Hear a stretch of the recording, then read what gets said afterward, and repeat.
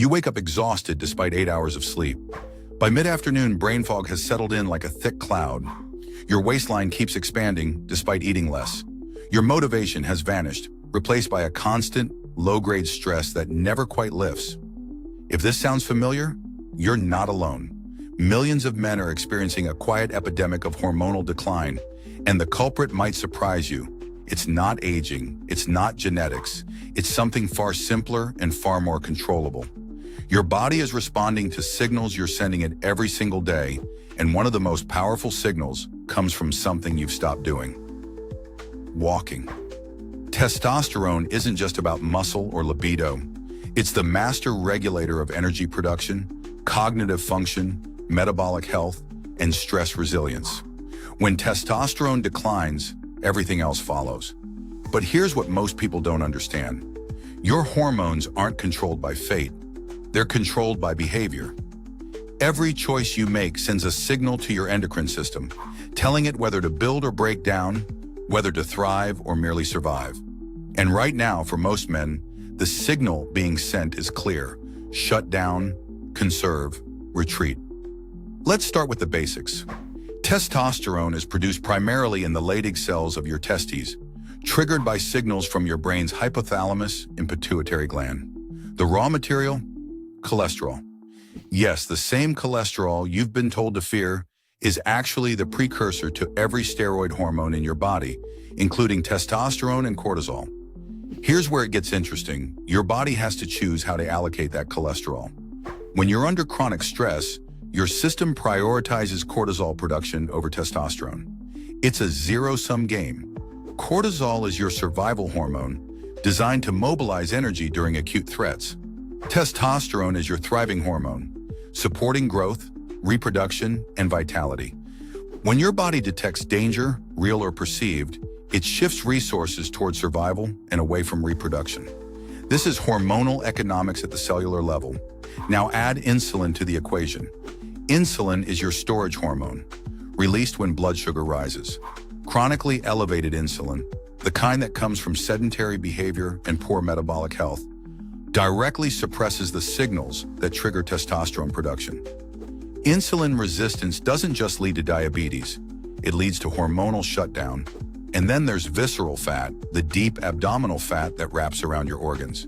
This isn't just stored energy, it's metabolically active tissue that produces an enzyme called aromatase. Aromatase converts testosterone into estrogen. The more belly fat you carry, the more testosterone you lose, and the more estrogen you produce. It's a vicious cycle that accelerates hormonal decline. So what does walking have to do with all of this? Everything. Let's look at the science. In a landmark study, researchers took healthy young men and restricted their daily steps to around 1,500 per day for just 2 weeks. That's the equivalent of barely leaving your house. The results were shocking. Insulin sensitivity plummeted. Testosterone levels dropped significantly. Metabolic markers deteriorated rapidly. These weren't overweight, sedentary individuals. These were healthy men whose bodies responded to inactivity as a signal of scarcity and threat. When activity resumed and step counts returned to normal, the markers reversed. Testosterone climbed back up. Insulin sensitivity improved. The body interpreted movement as a signal of safety, abundance, and vitality. But how much walking actually matters? Researchers analyzed data from thousands of men and found a dose-response relationship between daily steps and testosterone levels. For every additional 1,000 steps walked per day, testosterone levels increased by approximately 7 nanograms per deciliter. That might not sound like much, but it adds up fast. Men walking 8,000 steps daily had measurably higher testosterone than those walking 4,000. Men walking 10,000 steps had even higher levels. More importantly, the odds of having clinically low testosterone, defined as below 300 nanograms per deciliter, decreased significantly with higher step counts. Walking wasn't just correlated with testosterone, it was mechanistically driving it. Let's break down the mechanisms. First, the cortisol effect. Walking, especially at a moderate rhythmic pace, activates your parasympathetic nervous system, the rest and digest branch that counteracts your fight or flight response. Cortisol drops, stress signaling decreases. Your body interprets this as safety. When cortisol is low, cholesterol is freed up for testosterone production instead of being funneled into stress hormones. Walking becomes a hormonal reset button, shifting your body from survival mode into thriving mode. This isn't speculation.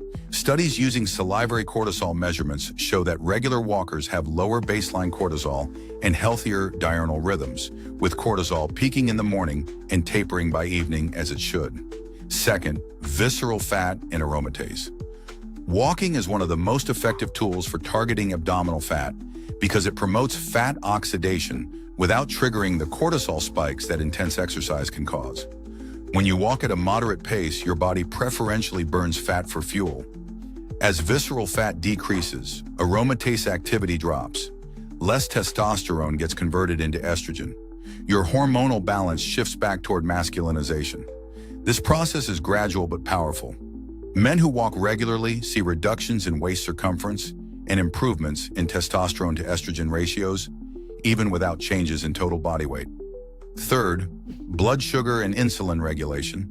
This is where post-meal walking becomes a game changer. When you eat, your blood sugar rises. Insulin is released to shuttle that glucose into cells.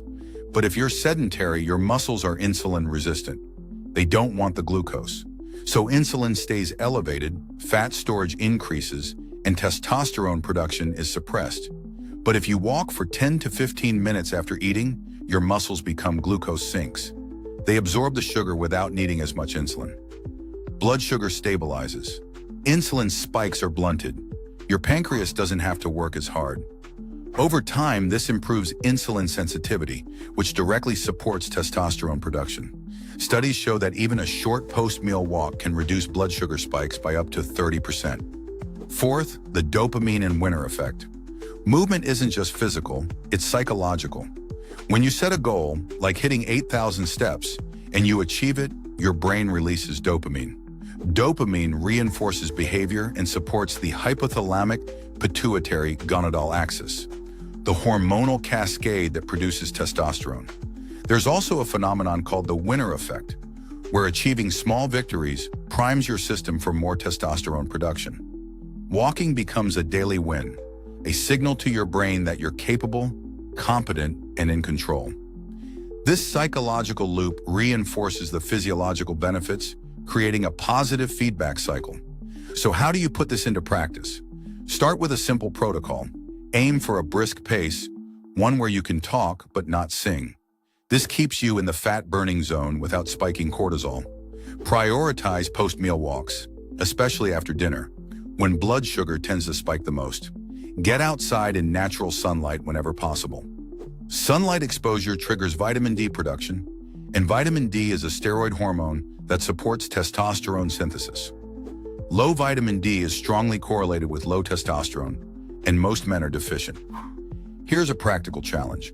Commit to 8,000 steps per day for 7 days. Track your steps with your phone or a simple pedometer. Break it into chunks, a 20-minute morning walk, a 15-minute post-lunch walk, a 30-minute evening stroll. By the end of the week, you'll notice changes. Better sleep, more stable energy, clearer thinking. And if you measure your waist circumference and track your mood, you'll see objective improvements. This isn't about perfection, it's about consistency. Your hormones respond to patterns, not one-off efforts. Walking isn't a magic bullet, but it's a foundational signal. It tells your body that resources are abundant, that stress is manageable, that reproduction and vitality are priorities. It lowers cortisol, reduces visceral fat, improves insulin sensitivity, and supports dopamine production. Each of these mechanisms feeds into testosterone production, creating a compounding effect that builds over time. The modern world has engineered movement out of daily life. Cars, elevators, desk jobs, food delivery. We've become sedentary by design, and our hormones are paying the price. But the solution is elegantly simple. Walk.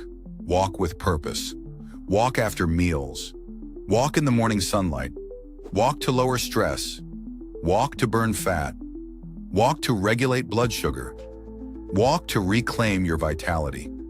Your testosterone levels aren't fixed. They're dynamic, responsive, and waiting for the right signals.